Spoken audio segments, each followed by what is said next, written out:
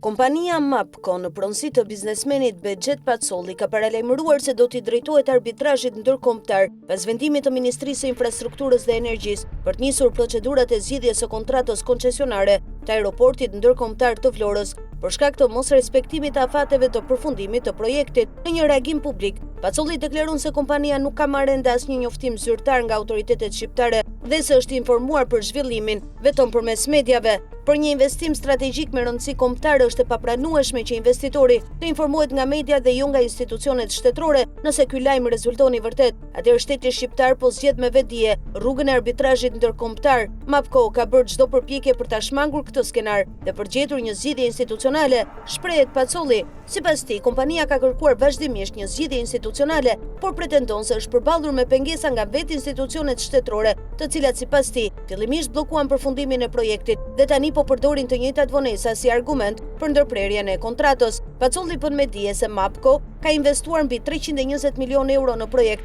dhe se kishte përmbushur pothuajse të gjitha detyrimet kontraktore, duke qenë pranë fazës së certifikimit të aeroportit. Ai pretendon se edhe pse gjykata e lartë i riktheu kompanisë të drejtën e administrimit të aeroportit, MAPCO u pengua për muaj me radhë të hynte në kantier pas konfliktit me punonjësit e ortakut Balon Ademi. Sipas biznesmenit, nëse procedura për zgjidhjen e kontratës konfirmohet zyrtarisht, kompania do të ndjekë të gjitha rrugët ligjore për mbrojtjen e interesave të saj, përfshirë arbitrazhin tregtar ndërkombëtar kundër Republikës së Shqipërisë. Reagimi i plotë i Bexhet Pacollit. Sot Ministria e Infrastrukturës dhe Energjisë ka nisur procedurën për zgjidhjen e kontratës së koncesionit të aeroportit ndërkombëtar të Florës. Deri në këtë moment MAPCO Construction SA nuk ka marrë asnjë njoftim zyrtar nga autoriteti kontraktor. Për një investim strategjik me rëndësi kombëtare, është e papranueshme që investitori të informohet nga media dhe jo nga institucionet shtetërore. Nëse ky lajm rezulton i vërtet, atëherë shteti shqiptar po zgjedh me vetdije rrugën e arbitrazhit ndërkombëtar. MAPCO ka bërë çdo përpjekje për ta shmangur këtë skenar dhe për të gjetur një zgjidhje institucionale,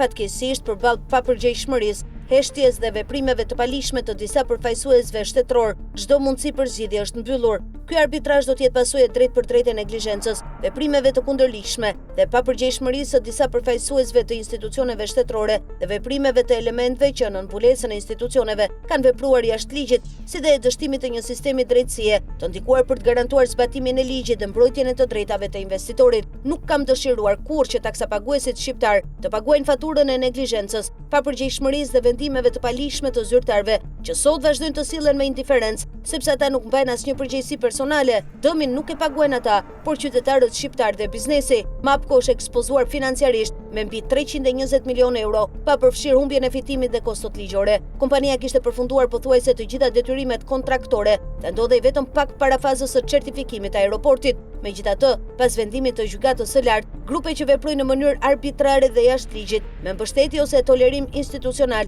penguan MAPCO të hynte në kantier dhe të përfundonte projektin. Për muaj të tërë në prani të policisë së shtetit, investitori u mbajt jashtë pronës së tij, ndërsa pajisje me vlerë u dëmtuan, u shkatruan dhe një pjesë edhe u vodhën. Paradoksi është i qartë, nga njëra anë institucionet penguan përfundimin e projektit, ndërsa nga ana tjetër kërkojnë ta përdorin këtë pengesë si arsye për zgjidhjen e kontratës. Kjo bie ndesh me vendimin e gjykatës së lartë, me kontratën e koncesionit, me marrëveshjen dypalçe për mbrojtjen e investimeve ndërmjet Zvicrës dhe Shqipërisë dhe me parimin universal të së drejtës, se askush nuk mund të përfitojë nga sjellja e vet e palishme. Nëse procedura konfirmohet, MAPCO do të mbrojë të drejtat e saj me të gjitha mjetet juridike, përfshirë provat dhe faktet që posedon, kundër secilit që ka shkaktuar këtë skandal të turpshëm, e deri në arbitrazhin tregtar ndërkombëtar kundër Republikës së Shqipërisë. Ky nuk është një kërcënim, është pasojë juridike e veprimeve jo ligjore dhe mosveprimeve të papërgjegjshme të përfaqësuesve të institucioneve shtetërore, përfundon reagimi i Pacollit.